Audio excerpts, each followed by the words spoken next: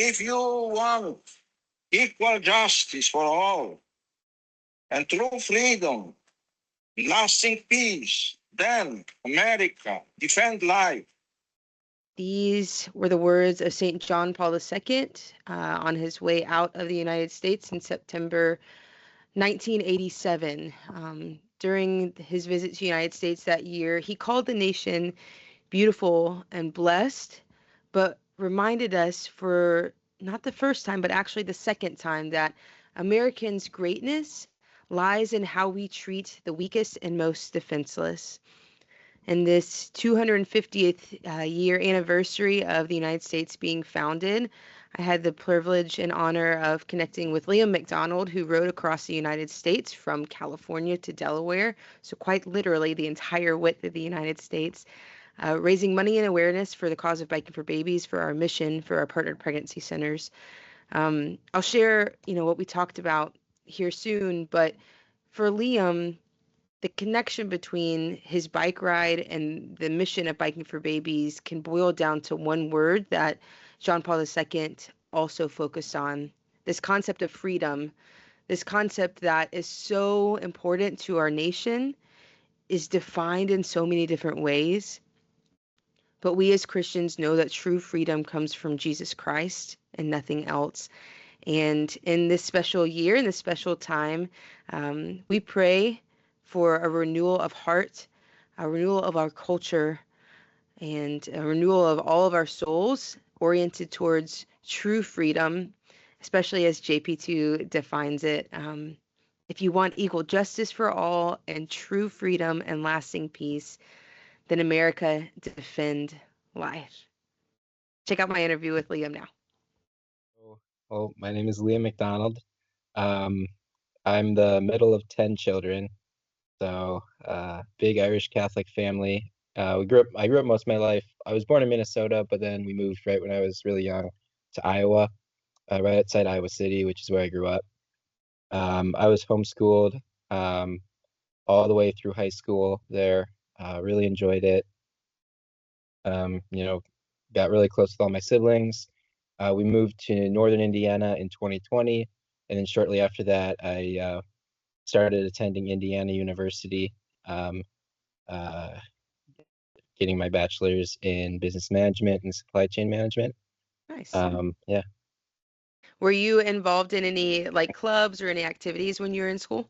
Yeah. So at IU or like in high school or like Either both. yeah. I mean, growing up, we always, I mean, we like biked around the neighborhood a little bit. I did taekwondo for 11, 12 years. Okay. And then we also played like soccer for a little bit. And then my mom led the some various like right to life um, things like in Iowa City. So we were very involved with different, pro-life and various ministries there from as young as I can remember. And then just been a lot more busy when we moved to Indiana, but definitely still, involved in that. And if I understand right, you started was it a cycling club at school? Yeah. So Okay. my roommate first my roommate back from school first kind of approached me my freshman year, and there's this big race on Indiana's campus called the Little 500. It's Okay. a bike race modeled after the Indianapolis 500, and it's the largest collegiate race in the world. It gets Whoa. about like 25 to 30,000 people attend every year, and it's a really big deal. And the teams there are like represented from different like fraternities or different clubs, and so my roommate was starting back up a team that had ridden, I think, twice before, just like on and off a long time ago, for our Newman Center. And so he was like, I heard like my senior year, I had ridden a 100-mile ride with like no training because I was just like bored during COVID. Mm-hmm. Um, and so he was like, "Oh, so you have this background?" And I was like, "Not really, but okay." Um, it was like me and him and then another friend, and then one or two other guys joined. And I was like, I literally told him, I said, I want to put in just the minimum amount of effort to qualify, but I do not have the time to like, really dig into riding my bike. Um, and I really just fell in love with it. Mm. I didn't even have like a road bike or anything until that summer. Well, we didn't qualify that year, but it's probably a good thing because we were all over the place and we probably would have been disastrous in the race. But that summer, I got a road bike and I really just fell in love with biking. Mm. And then when I came back to school, my roommate told me he didn't have, the time to. He had other obligations, so he wasn't able to ride anymore. And so I was the only returning rider on the team. So a few months after the Wow. start, it was just me, and I had some other friends join, and then like a freshman join, and we just kind of built it from there. We got sponsors, and then we started a women's team for the women's Little 500 that year too, and then just the next we qualified that year, placed 21st, and just kind of continued to grow and Wow. um, yeah, it was really cool. Just like especially the support we received from the people around like our Catholic Center, Newman Center, um, just really incredible.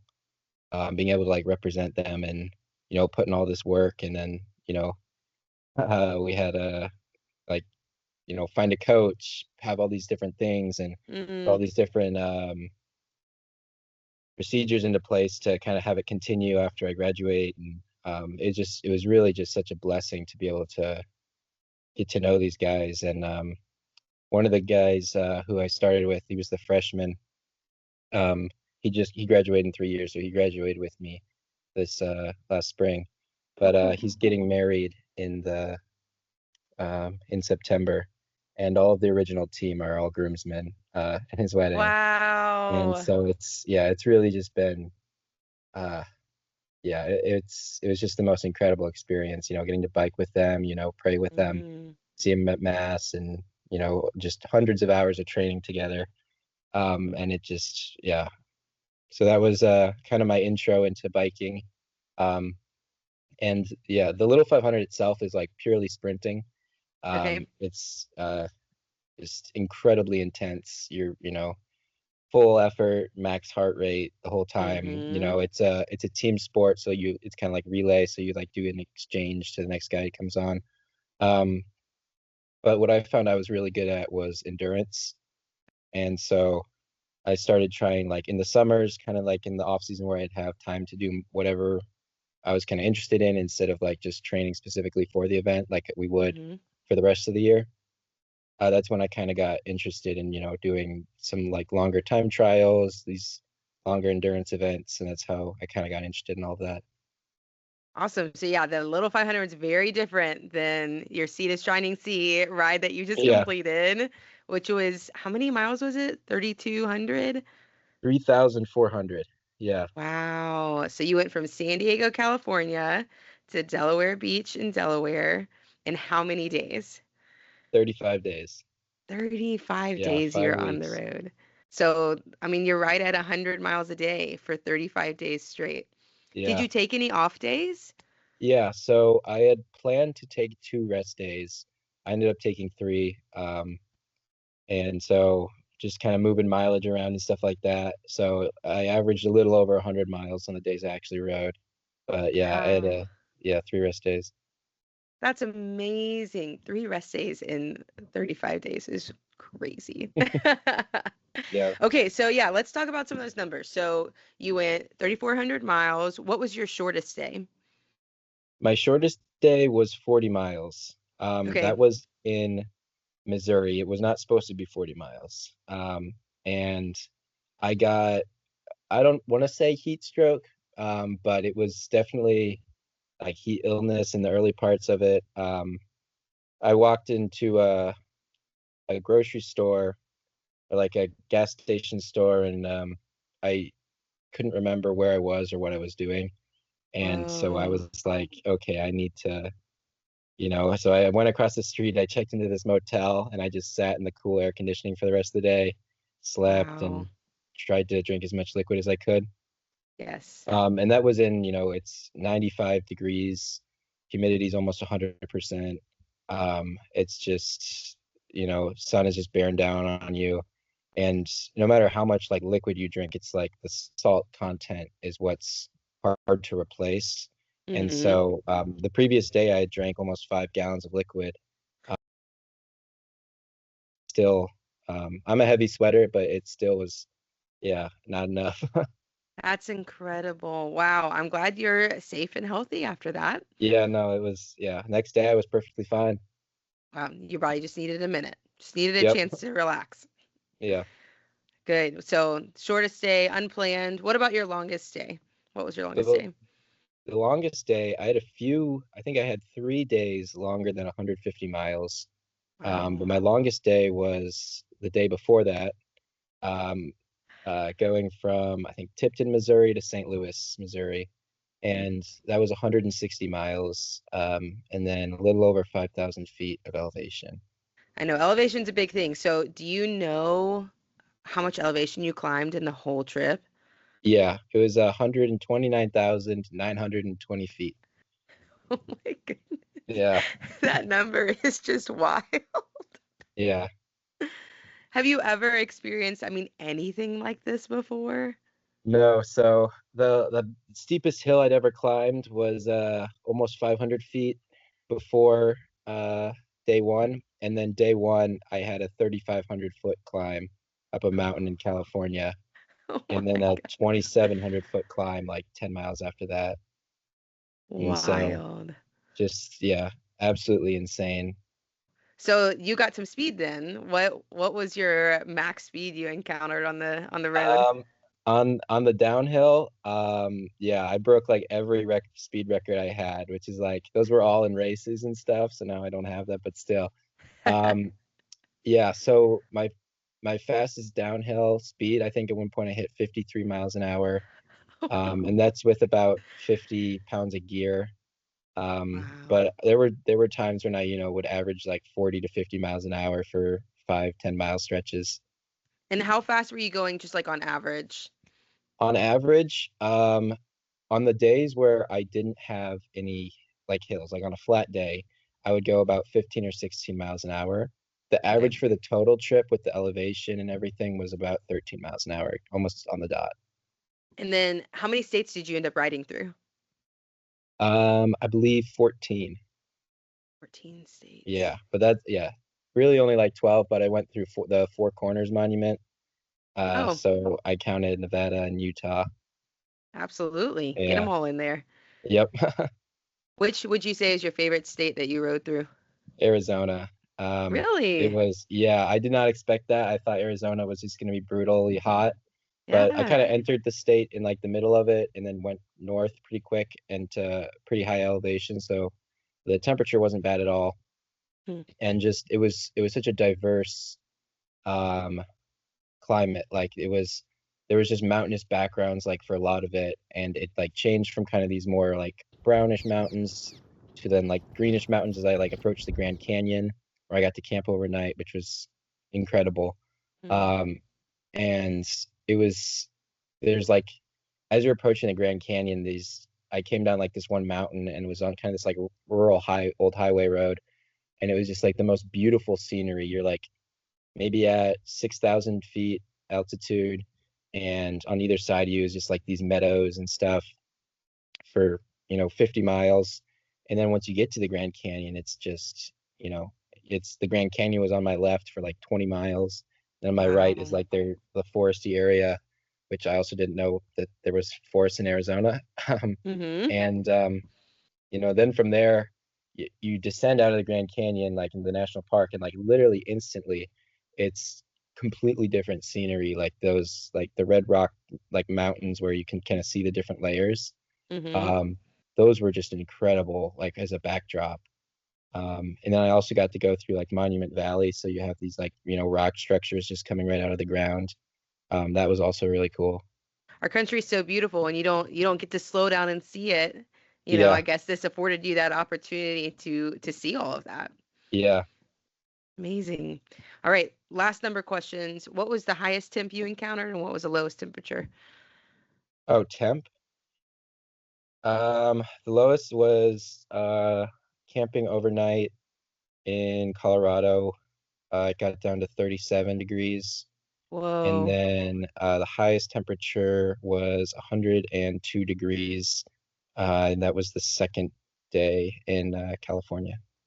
So you really, I mean, truly experienced all kinds of life in this journey, all kinds of native culture, I bet, all kinds of people, Yeah, all kinds of struggles, all kinds of joys. Like it was a lot of life lived in a month for you. it was, yeah, it's so much that like at the end of it, it was hard to remember all of it, you know? And Mm, so like going through it has been kind of like it's not I haven't like processed all of it very well, you know, yet. And so no. just kind of like I've been like going back through it and all this like all this footage I have and I'm kind of putting together this kind of video recap. Mm-hmm. And that's been really fun, just kind of reflecting on all these different moments. Like completely forgot that like my first day out of San Diego, that was a day like you know, a month and a half ago when all those forest fires started. Mm, Um, and I was a few hours ahead of those. Um, wow. and I didn't even know to the end of the day. And I checked into this hotel, and the hotel clerk, you know, he saw I arrived on bike, and then he called my room, and he was like, "Just double checking you're not going into San Diego tomorrow, because they got all the Mm, roads closed." And I was like, "Well, even that was just really thoughtful to, you know, do that." But I was like, I did not know there were fires, and I looked, and it was, you know, like if I had planned to leave another day, it would have been probably another week before I could have left. But yeah, there's wow. just like so many small moments that, you know, it's with the amount of effort you're putting in, it's kind of hard just to remember all of it and stuff. So having Yeah. been able to document a good bit has been really fun to kind of go back and reflect on. How would you say the Liam who left on day one of your journey was any different than the Liam who, finished in Delaware? The Liam who finished in Delaware was a lot more tired. He Rightfully so. yeah. Um it really is such a good time to reflect. Um like it's so much time on the bike, you know, each day. And, you know, I'm a pretty social person, but I honestly found I don't know how to say this, but the time alone, like, not like almost like intoxicating and like in a way, like Mm, it provided such independence and kind of a sense of adventure that I'd never really felt. Like waking up each day, you know, I don't have, you know, like responsibility is good and it's good to have these things, but like for the first time ever, it was just like just me. I have just one place to get at the end of the day, and that's it. That's all there mm, is. That's all that's going on right now. And then just being on the road, you know, just observing nature and just silence and for you know, an average of 10, 11 hours a day is just, I don't know, it's incredible. It's, you know, I was never bored really at mhm, any point. Um, and so I think a lot of time just to, you know, a lot of thinking, a lot of reflecting, a lot of praying. Um, and so just like I really think I kind of, yeah, uh, a little less nervous and anxious just about different things in life. You know, it really gives you perspective, you mhm, know, and like I run through a lot of difficulties. And the first day I was just really worried about getting to the end of the destination. You know, I was worried about all this equipment I had. I was worried I didn't have enough. I was, you know, it never really seemed possible to get to the end. But by mhm, like, you know, the middle of it, I was just like, I'm gonna make it. And mhm, and you know, and just kind of mellowed and got to the end. And like it was very, yeah, like the last day was very it was emotional in the morning and stuff. It like kind of it was kind of hitting me, but by the end of the day I was just, you know, I was like, all right, it's over. mhm. And not like, yeah, it just came and went. I don't know if what I'm saying is making a lot of sense, but Yeah. Well, I mean, I yeah, feel like it was probably somewhat of almost like a shock to your all of your systems, right? Like not physically yeah, just your body, but reintegrating, I mean, back into your family life, into your yeah, it was community. super Like weird. Yeah. Yeah. No, I did not expect that first week transition to be as hard as it was. Mm. Um, and what was really strange is like, yeah, I was tired. I enjoyed sleeping for 15 hours a day, but um, uh, I really did miss, you know, being on the bike Yeah. for that many hours, which I did not expect. Like it was, yeah, it's really freeing. That's the only word I got for it. I think that's part of the joy of biking for babies and our Hmm. mission at large, right? We could do any number of activities to raise awareness for and funds for pregnancy centers that support women and children, but there's something so special about biking that is very joyous. Like you said, it's very freeing, and it opens up our minds to have space to pray, right? To not have to worry about like the next thing, especially when we're going on these long bike rides. Hmm. People have asked us with Bike for Babies, why don't y'all do shorter rides that more people can do? But there's something about the longevity of these, 100-mile rides that gives you the mental space and capacity to be able to pray, to be able to be quiet, right? That we're not afforded in other places. So I know you shared that you kind of got into cycling in college and did the sprints with the little 500, but then really found your place in endurance rides. How specifically did you find yourself preparing for this ride, both physically and spiritually? So really just I think my specialty in endurance is, well, one, it's due to growing up with six brothers and the fact Mm-hmm. that I have a crazy metabolism where I can just eat and eat and eat, which is usually the limiting factor, right? If you have all these carbs that you're converting to energy and you have a certain amount of, it keeps glycerin levels up and you can just Mm-hmm. keep going. And so I have a kind of a gift in that I've Yeah. noticed, a lot of people, it takes them years to train their gut to eat a certain amount of carbs an hour without getting nauseous or just Mm. physically being able to eat it. And that wasn't really a problem for me. Um, and so that allowed me to really, um, you know, push in a lot of these events. And so after my first year, I kind of set out to do like 100-mile ride in under 5 hours. So I kind of trained Okay. for that over the summer. And I did that in a little less than 5 hours. And then the next year, I wanted to do 200 miles in under 12 hours. That was like really easy for me when I did it. I did it That in a was little over, easy for you? I did it in a little over 11. Yeah, it was just Wow. like, I mean, it was just like carb loading, eating carbs on it, not stopping. So Yeah. like on this 11-hour ride, my feet were on the ground for maybe 20 minutes total. Wow. And that's when I started being like, okay, I think this is just like on my own on like a local trail, going back and forth, for 11 Mm-hmm. hours. People kept looking at me but I kind of felt that I had, a specialty in this and that it was something I was good at. Like I was okay at the sprints.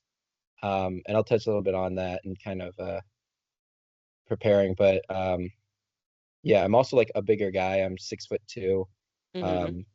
So it's if you're this tall and you're trying to competitively cycle, you really have to be like insanely slim, and I just don't think I'm really built for that specifically. So Sure. like you'll see guys in like the Tour de France who are 6'4" and 150 pounds, and Yeah. they're just I mean they have to have professional dietitians and all this stuff to maintain that. But so I kind of found my specialty in being able to use being tall and bigger, just being able to push out speed for on flat for 11 hours.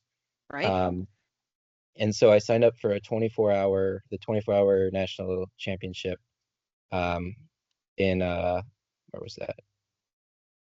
In North Carolina and New Bern, North Carolina. So like it's pretty near the Atlantic. Okay. Um, and so we went out there, me and my friend Isaac, and he was my pit crew. And I did all this research into exactly what I was going to eat and exactly how many miles I wanted to do. Um, and so um, it went basically perfectly according to plan. And their final tally was 400 miles for the 24 hours, and my feet were on the ground for 23 minutes for the whole Oh day. my God.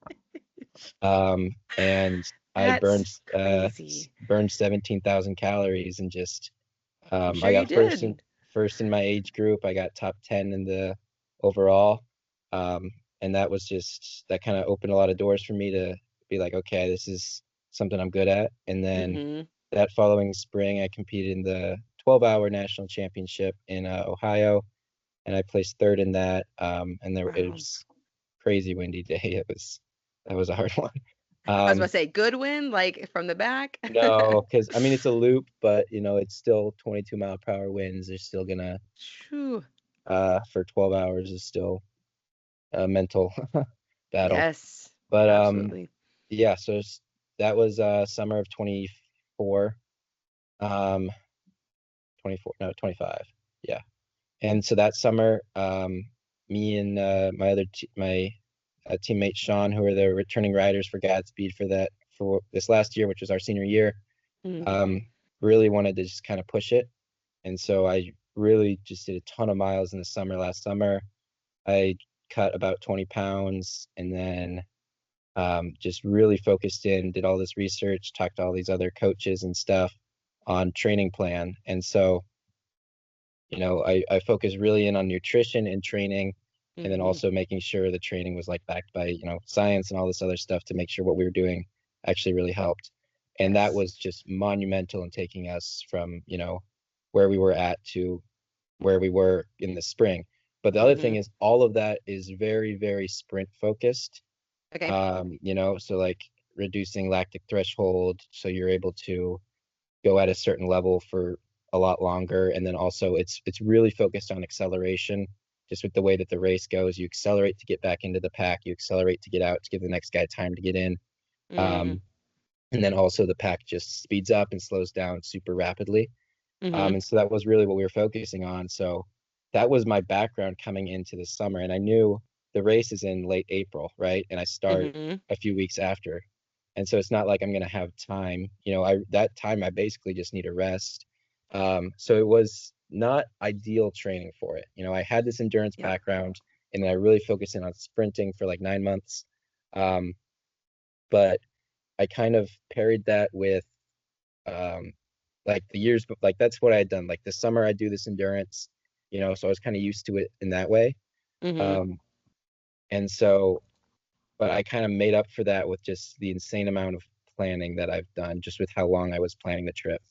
Um, I think I saw like it was like 3 years of planning, something like that, yeah, right? a little over 2 years. Yeah. I mean, after I did that, like those longer rides, I just kind of set a goal. I was like, it would be awesome right when I graduate to bike across the country.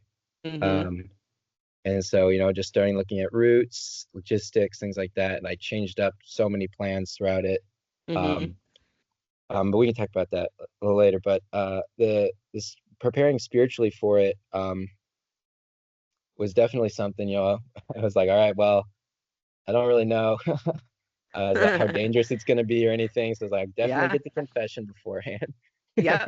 Right for the trip. Um, but it was, yeah, it was a lot of, I was just excited for it, really. Yeah. So preparing for it spiritually kind of looked like that. Making sure that whatever my prayer routine is, I'm still able to do. Mm. Um, Regardless of how busy I am each day or how many hours I'm on the bike. And then, yeah, I mean, a lot of the families I stayed with were, Catholic and Christian, and so it was really cool being able to talk about faith with them throughout it. Mhm. Yeah. And then staying at like a few churches was really cool too. And getting to mass when I can.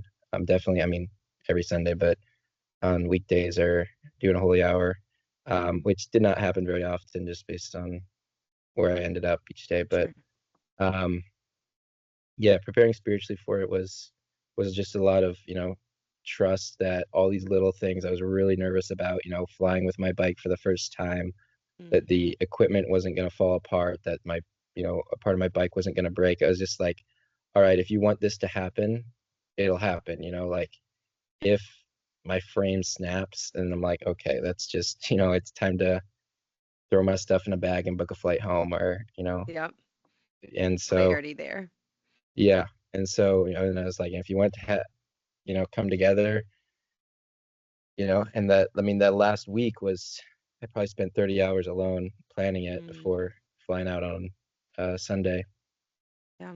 just in that week. So that was, that was a lot there. Like just really just, planning all day, going to mass, praying, and but it really came together. And there were so many times where I just saw, the Lord's hand, just like on so many like things where you're just like, all right, is this it? And then the next day, I'm still going. That's right. What did prayer look like for you on the ride? I mean, you obviously you didn't have support with you. You had no sag wagon following you, which that probably would have been nice. But you were, I mean, you were taking care of all your own logistics. Like, Yeah. how did you, yeah, how did you find prayer time uh on the bike and to be locked into that, or did it look different for you? On the bike, I mean, it's just, a matter of like just silence, there's like you can only listen to music and podcasts and audiobooks for so long. Um, but it was just a lot of, silence and contemplation and kind of mental prayer there. But every morning, making sure I get in morning prayer before getting on the road, which the mornings where I usually try to get on the road around 5:30. Okay. So just a lot of really early mornings. Um, but always making sure I do morning prayer and then a rosary while I'm on the bike at least. Um, and then, night prayer and then just some kind of silence on the bike for, you know, long periods of time. Just kind of Yeah. contemplation, stuff like that. And then, mass and holy hour when I can. Uh, and then planning out like making sure on the weekends I'm able to get to mass or, planning the routes around that. Liam, what would you say was the inspiration for doing this with biking for babies? You know, you could have done this for any number of causes, Yeah. or just for fun, right? No one's stopping you from doing it for fun. But like, what was it that made you feel like doing this journey for biking for babies and therefore for the unborn, for women served at hmm pregnancy centers? Like, what was it that kind of grabbed your attention there? Yeah. So my freshman year, I talked to some people at the Seek conference at the Biking for Babies booth because I was just getting into cycling. I think they gave me a shirt and then they kind of were like, yeah, tell your friends about it because I was like, oh, I'm on Catholic cycling team. And then one of my teammates from that year, from like the first year where we were just kind of figuring it all out, he ended up doing it last year. Who is Um, that? Isaac Brown.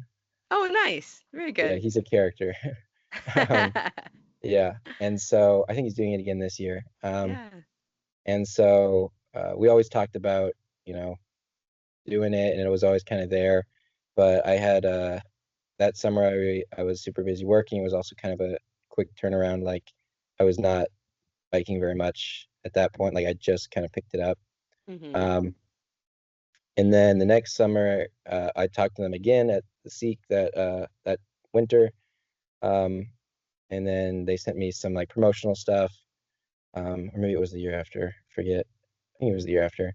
And then I had an internship I couldn't take time off to do. So I was definitely interested in doing like the national ride each year. Then the Hmm. summer after that, I had another internship, which was really intense. And so, each year I was not able to do the national ride, but I had been planning this trip. So like I had it like circled out on my calendar. And then I saw at some point someone had like this person finished on some social media a Hmm. ride from here to there, as a fundraiser. And Hmm. I just kind of thought to myself, I was like, oh, that's something.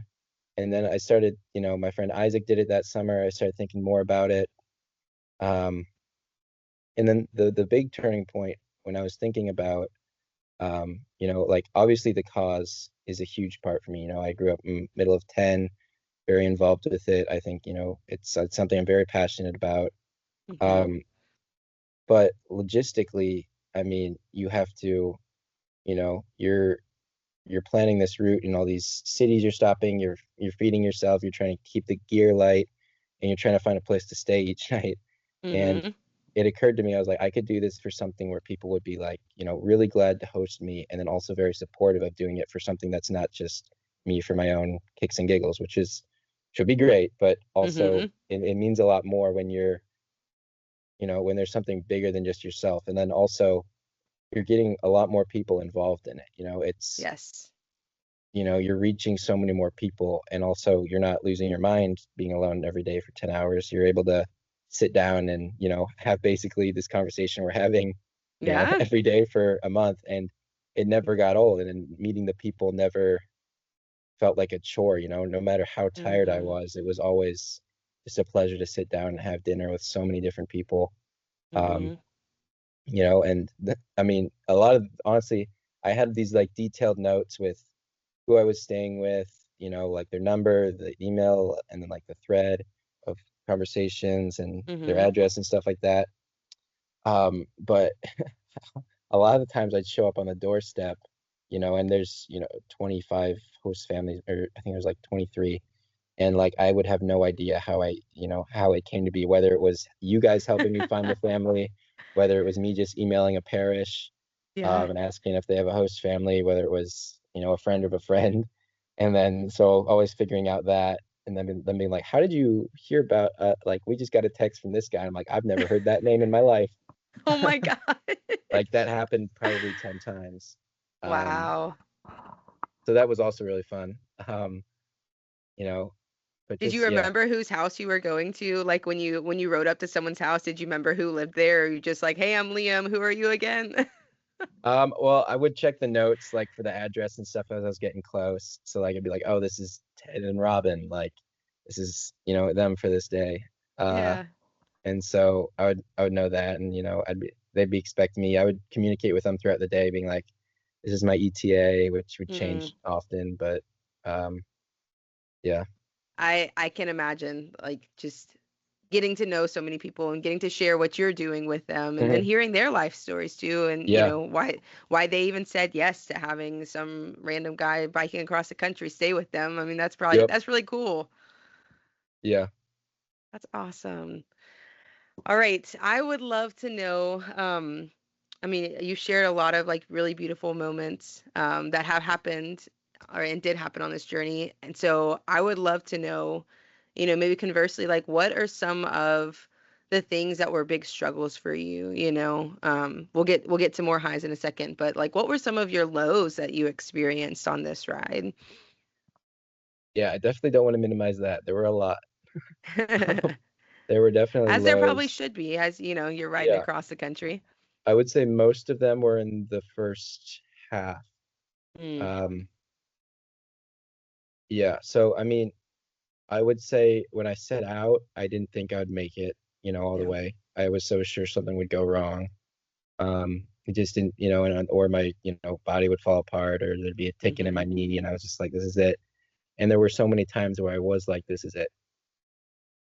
Um, but the first one was definitely, um, the first week. There's just so many small parts about the gear, whether it's your packs rubbing up against the tire, Mm, and you having to like, I literally like took granola bars and I taped it around this little metal piece to hold it in place on the panniers on the sides of my bike.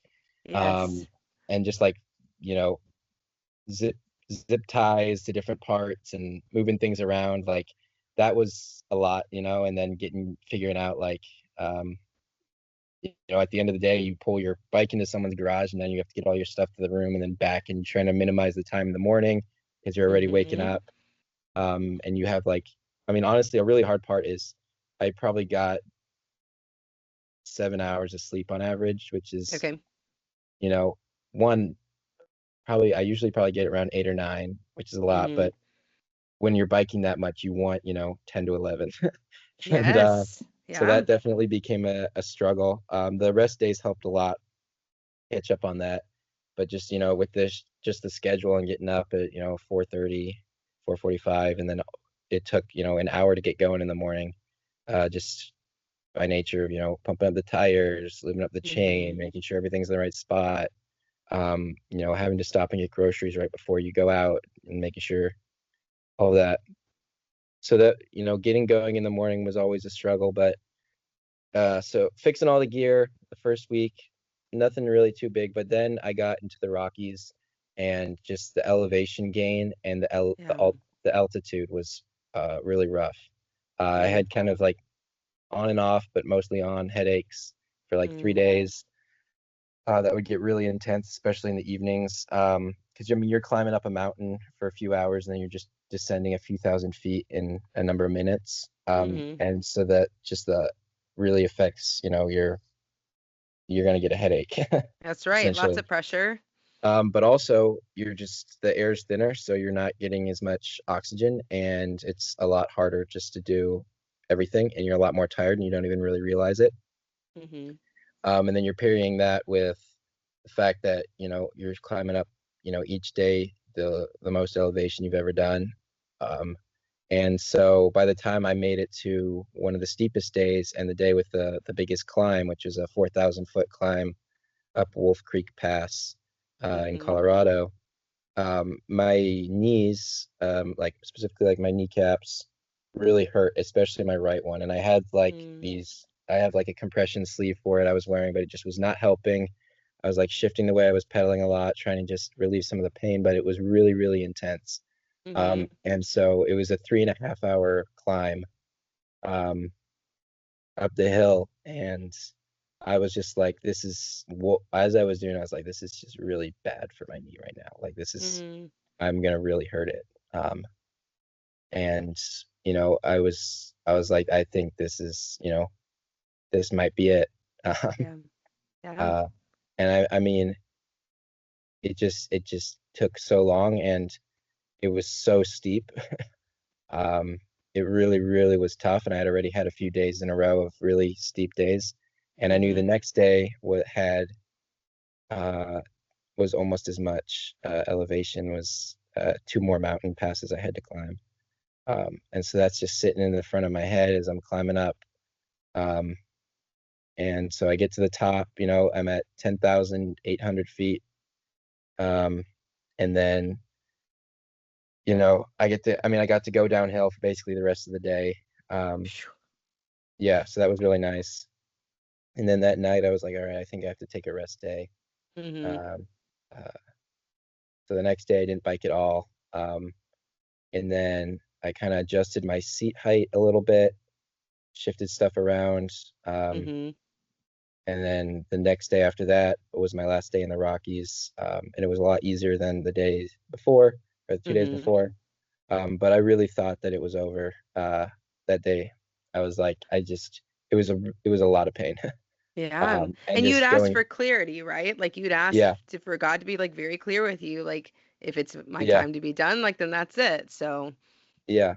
And got to the top, and I was like, all right, I'll take a rest day. Felt good enough to try, and then the next day there was really no pain. wow. And then I got to, after that, you're out of the Rockies, you're going into Kansas, it's super flat, so it's so much easier. But the thing that really got me in the Rockies, I think, is even in my lowest gear, you're putting so much pressure on your knees because you have 45 to 50 pounds of equipment that you're not used to carrying. And that is just absolutely brutal.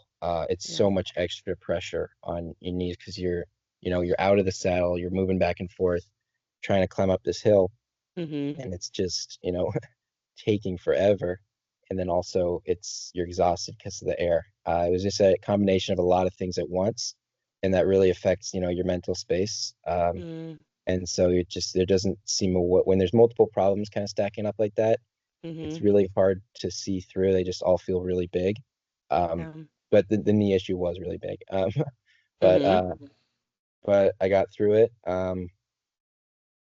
And then felt great going into Kansas. And then I raised my seat a little bit. I had gotten a bike shop in Bloomington. It's very kind. They gave me a free bike fitting. It Oh, was super nice. cool. They like put all these sensors all over it, sense like the pressure, they found like your pressure points, gave me a specific saddle, adjusted everything. It was really fancy. Shout out bike shop. It's awesome. Yeah, Bloomington bicycles, yeah. Um, and so I had like that height, but I also was like, I can't, you know, it's different for the flat versus the hills, like a little bit. You have a little wiggle room. And so I raised it just to relieve some of the pressure, and then I pulled my Achilles going into Oh, Kansas City. And gosh.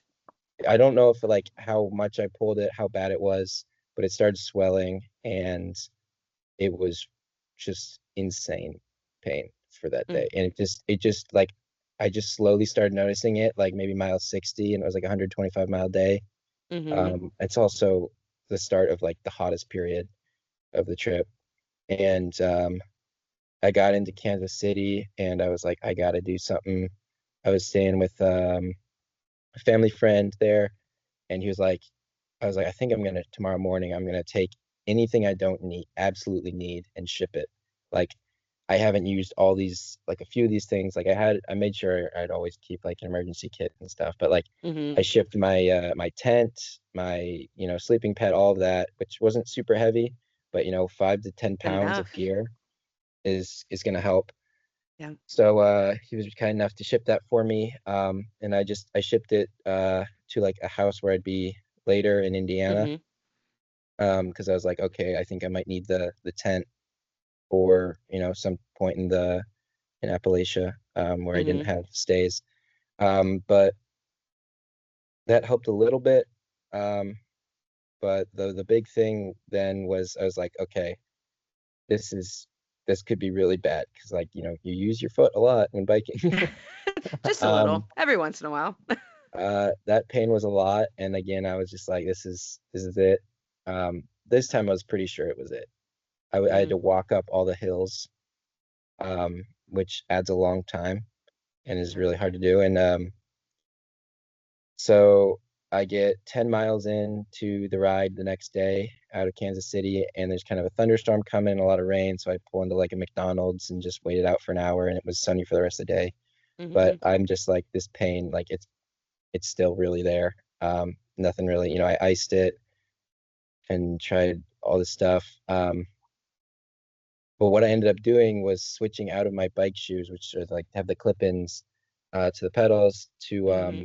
just my sandals that I had, which are kind of bulky, and I have these, small pedals that you clip into, so there's not a lot of surface area there, and my Yeah. feet are kind of cover it. And so I tried that, and there was no pain at all. Wow. I was using the ball of my foot, and like moving my foot around a lot more than um that's what you use when you're biking with the clip-in shoes, but I was using the heel, um, and keeping my Achilles perfectly straight when Mm-hmm. cycling, and there was no pain. And so I got through that day. That was the day before my longest day too. So I'm going into 2 really long days. One of my hardest days, what I calculated to be the hardest day, coming up going into St. Louis and incredible heat, and it's just a lot of pain. And then, you know, but those sandals I had were really bulky, and so I went to Dollar General and I bought these $6 like just slippers, like just the slip-ons. Um, and so that's what I used for the next 500 miles, um, Wow. before I felt good enough and had a compression sleeve to help out my Achilles. That is wild.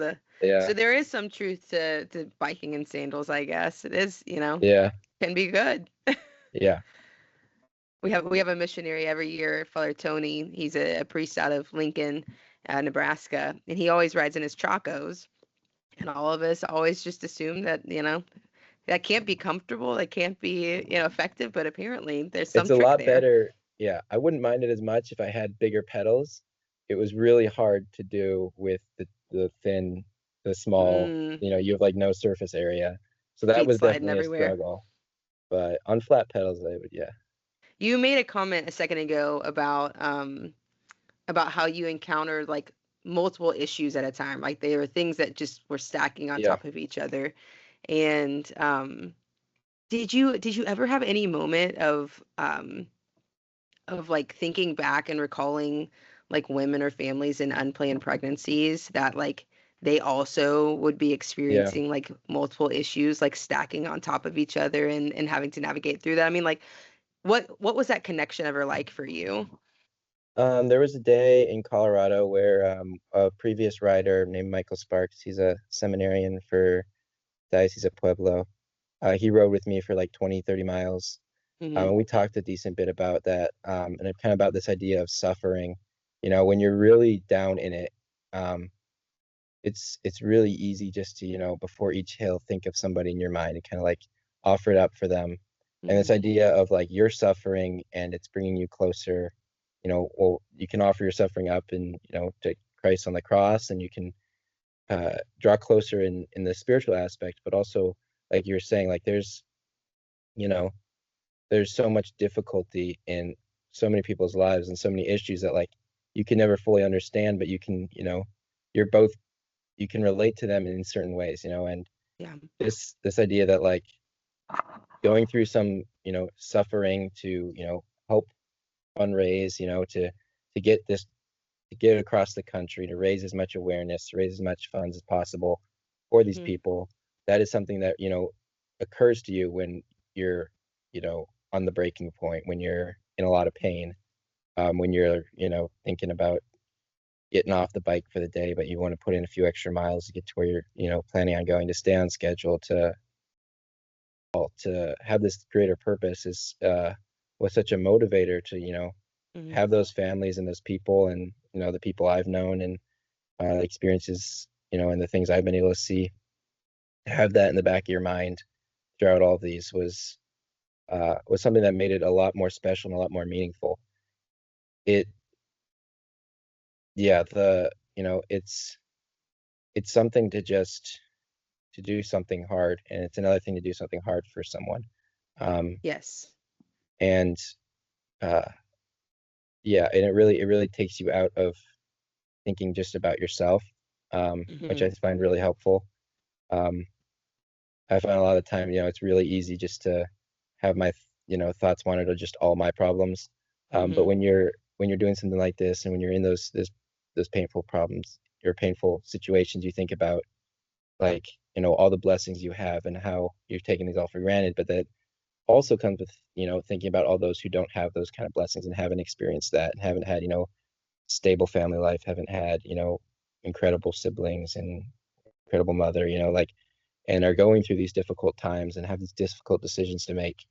Um, and they don't have these support systems, and to be able to, offer some resources to maybe help provide some of those support systems is something that, definitely does occur to you and does help you get through some of those tougher times. Yeah, absolutely. I think that's part of biking for babies too. The whole experience is that in some way we're able to live these same kind of moments that families with unexpected pregnancies also are living, right? These questioning moments of, can I do this?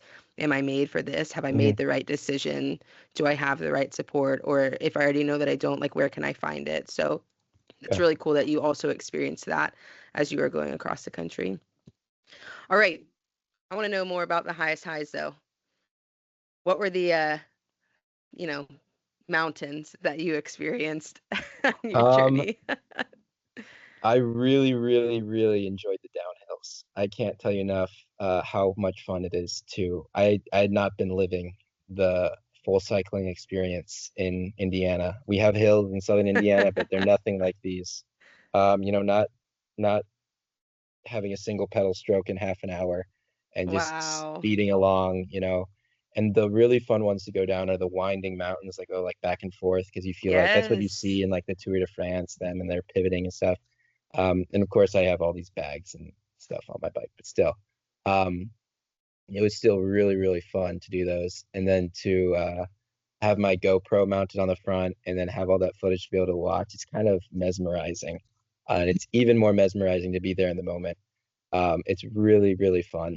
um, That's kind of a, awesome. yeah, I really enjoy it. Like I love like roller coasters and stuff like that. And so this was like, I thought I was scared of heights, but I did not care. It was just an absolute blast. And being also, confident on the bike helps too, because you can take corners a little more. Mm-hmm. But like, yeah, just flying down like a rural mountain road is just, there's nothing like it. It really is a high there. Love that. But the honestly, what helped so much and what helped me kind of take each day in like perspective of the whole thing, instead of just like really being like focused, like there is times when being focused on, just the day is really helpful, but Mm-hmm. there's times when you gotta like go look at the whole thing and reflect and be like, wow, I mean, this is a lot. And that helps you with the motivation, you know, to keep going, Hmm. you know, when you can't mentally really wrap your head around, you know, doing 5 more 120-mile days in a row and up in the mountains, you know, it really helps to be able to look at it. And what helped so much with that is the meeting the families at the end of the day. You know, I met Yeah. absolutely incredible people, and it was just the most fascinating conversations for, you know, 2 3 hours a night, just talking to these people and getting to know them. You know, like there was this one guy, and he, you know, handled, like he said, he handled 10 million heads of cattle in his 60 years of farming, and he lived in this town his Whoa. whole life. You know, that's just a completely different perspective and environment that you know, I'm around with people, you know. I don't Hmm. expect that to like someone who was like a CIA agent, you know, for 30 years. Like just like getting to know these people um was there's just so many different. And then like, you know, I was talking at a gas station with this guy who'd never been out of the Navajo Nation reserve his entire life. Wow. And he's like, I grew up on that mountain right there. And he's like, I had to hitchhike to get down here to this gas station. This is where I get my stuff. He's like, I went to that school, and he points to this tiny building on the side of the mountain. And then he's like, yeah, that's, you know, that's where I've lived my whole life. It's just such a different perspective than anything I've encountered. Hmm. Um, and to see the progression of just, you know, so many different people, cultures from all the way out in San Diego to, you know, to Delaware is just it was insane. Like I feel like I have all this random, very rural or very specific knowledge about uh different areas geographically. Like, you know, somebody mentioned they went to like this random college. I'm like, oh, I know where that is. I biked through that town. The cobblestones there really sucked. Um, and Real lived experience there. yeah, but it was yeah, but that was honestly what got me through the just talking to the people, you know. Yeah. And there were some, you know, some people I met who I, you know, definitely want to, you know, I want to stay in contact with everyone, obviously. Some people Hmm. met who were just really, really, yeah, and they've all followed up. You know, I sent them all messages when I got there, read them all thank you notes. When I got to the ocean, I sent them a picture. You know, like Hmm. they were all so supportive. It was so incredible to hear about them and their families, and um, you know, and sometimes like they invite friends over, and so like we'd have this like big dinner just randomly. You know, I'd come in looking like a lunatic in my cycling gear, you know, all sweaty, Sweaty. Yep. and then, you know, I go shower and we, you know, have a dinner and talk for 2 hours. It's just What a incredible. gift. Yeah, really, that was just that was a huge highlight um for the trip. To encounter God and other people is so different and special. I mean, you obviously encountered God through nature and through the experience and things like that, but the gift of seeing God and the people in front of you, there's I feel like there's nothing better than that except for the Eucharist. But besides that, right? Hmm. To hear the other stories, to share life with people like that, like, yeah, such a gift. Where are you gonna go back to first? Who are you gonna go see first? I don't know. We'll see. I stay with my buddy Sean in Bloomington, so probably him. There you Yeah. go. Good, good.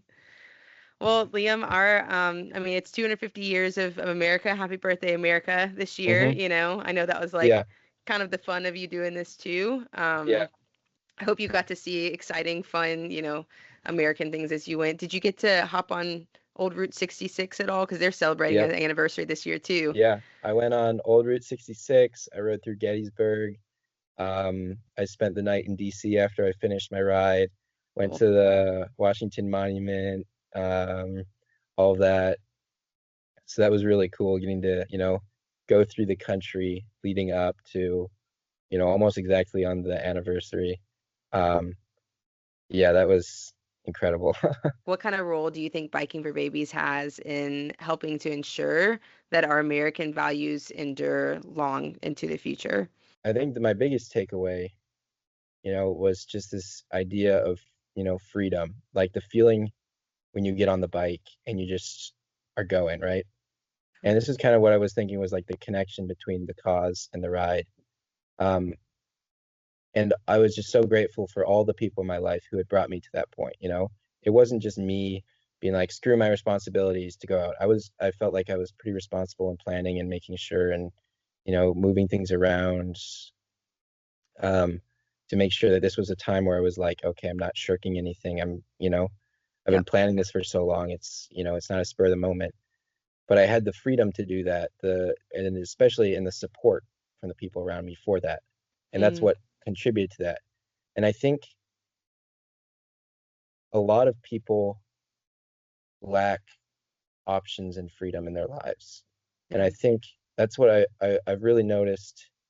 People don't have time to reflect on their life. They don't have time to think forward. It's just in the immediate. And that lack of freedom, when presented then with a very difficult decision and something that is going to affect another life than just your own, Mm, and their freedom too.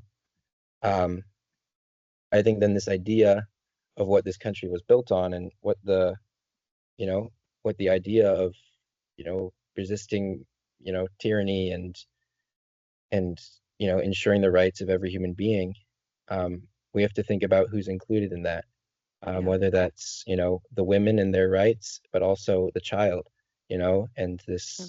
this human being, and that right starts at conception and that they have the freedom too. But in order to do that, we have to help to make sure that the women have the freedom and the personal circumstances to, have the support that I had, in just a Yeah. family and friends and these hosts and everything. And it's just convinced me of the kindness of just the random people in this country, of just these people you come to on a daily basis, and it's convinced me of the goodness of them and that there is this Mm, support system and it is possible to save every single life.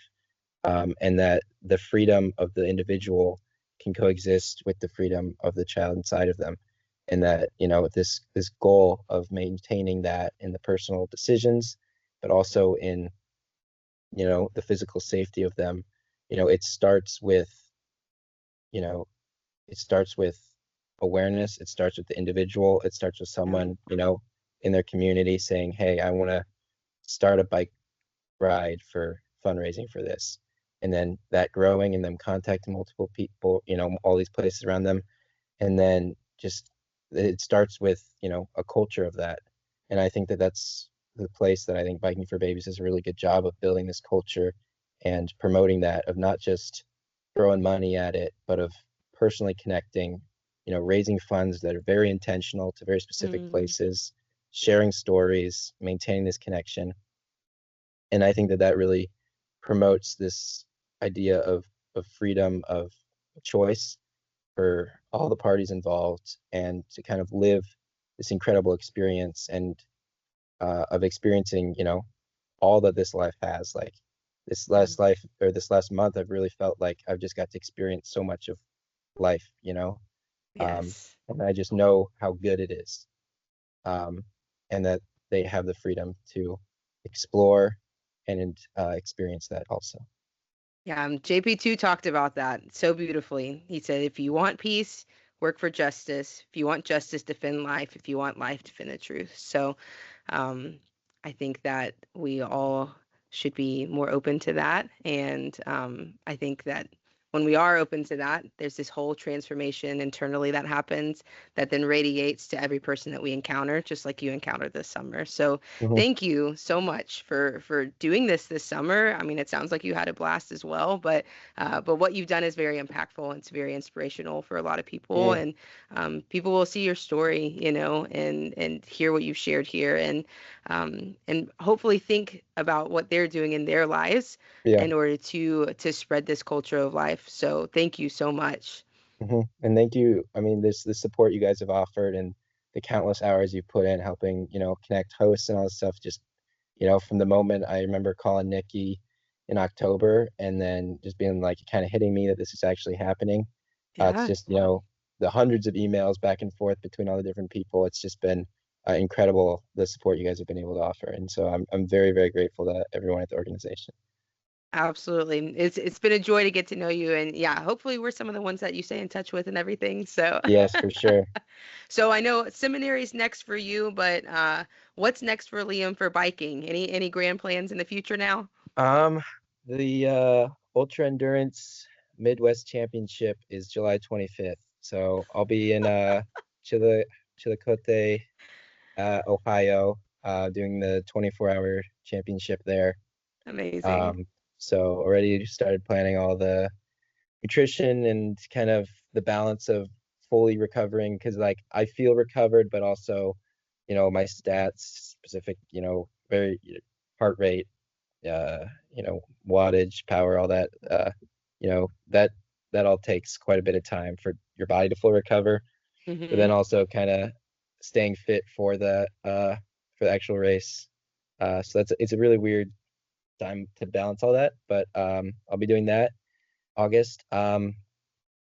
I would like to do there's a race called, well, the route I took was for the Race Across America, Okay. which is 3,000 miles, 12 days nonstop.